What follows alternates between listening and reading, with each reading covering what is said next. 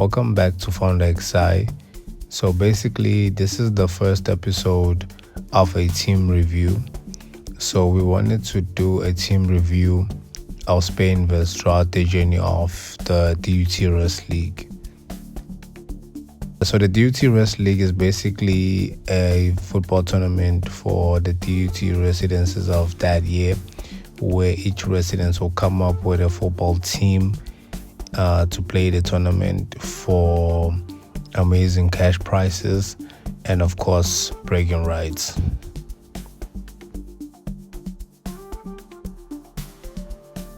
Yeah, so we chose this team because they are one of the favorites to win the tournament.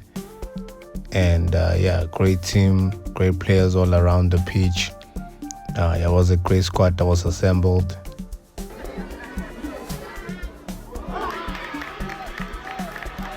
Yeah, so this was their very first goal of the tournament. In this video, we'll take you through how they looked to set up, what their game strategy was. Unfortunately, they did get knocked out after the third game because it is a knockout type competition. So I'll take you through that and what I think went wrong and some key takeaways that we picked up on.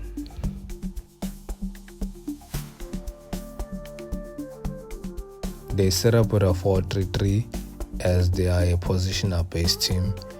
And so their key attributes or main form of attack is their wing play. Because what they do is they use Fundo, who's their striker, to pretty much keep the two center backs occupied. He pushes them back and by pressing on them.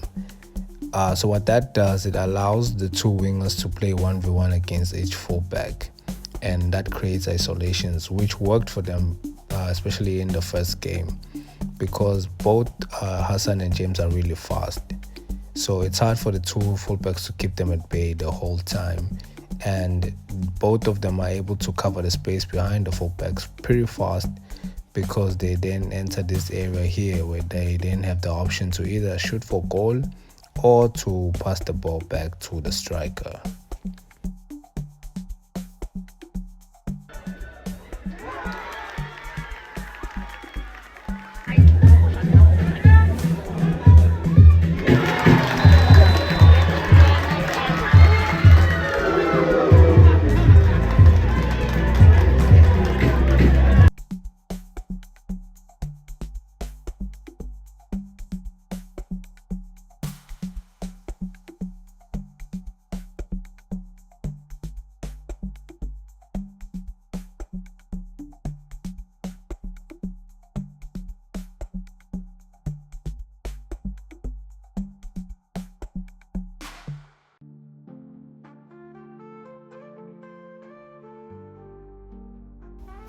So let's look at them with the ball position.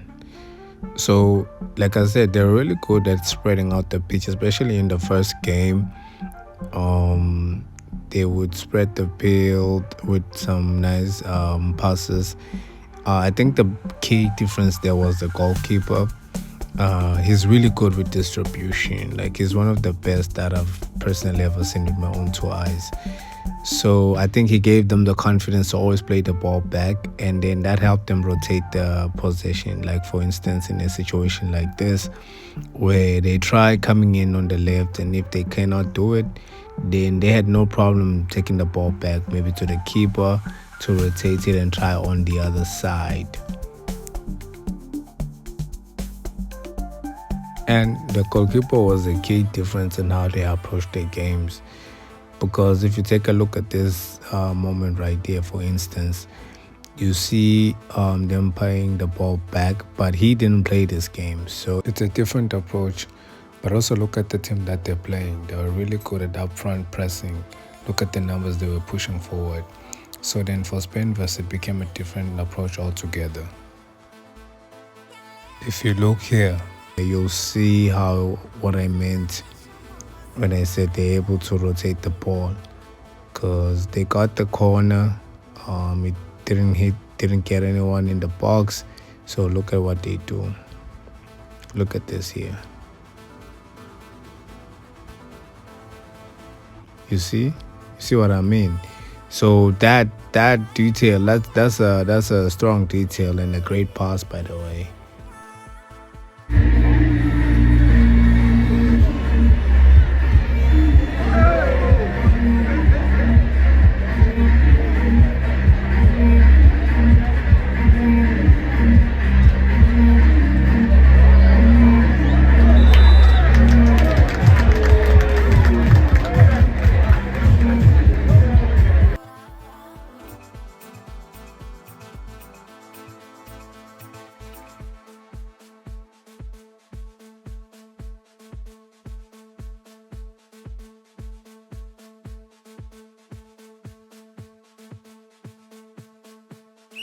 All right, so what went wrong?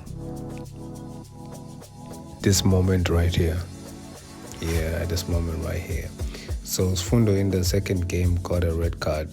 And like I had said, he was key to how they look to play and how they look to attack. Because look at what happened in the third game. So now this is the game where they got knocked out. All of a sudden, James and Hassan had to deal with more than just one player in order to get anywhere near the goal. But also not to take away anything from the team they were playing in Samba Sodwa, because they actually played as a team. They were able to attack as a team, but also defend as a team, which meant that they shut them down. They took away Spainvest's key attributes. Like I said, the isolations work really well, but look here. He has to face two defenders. He's not going to get past them. What I found interesting though is that in the second game where they got the red card, they actually adopted a new Sabelongiti as a second striker coming in from midfield, that sort of position. And he actually managed to score in that second game. However, they didn't do the same thing in the third game. Honestly, there's a lot of reasons or a lot of factors that you can point at and say this is the reason why the team didn't do as well as they should have given their talents. But that's how the game goes, right? That's how football is, especially with knockout football.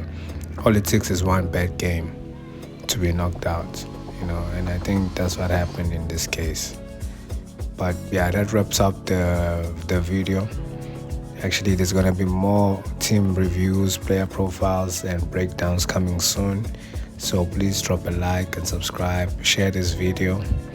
Actually, let me know what you think about the review itself and what you think about Spainvest. But yeah, I really do appreciate you being here. Please help the platform grow. And yeah, thank you so much.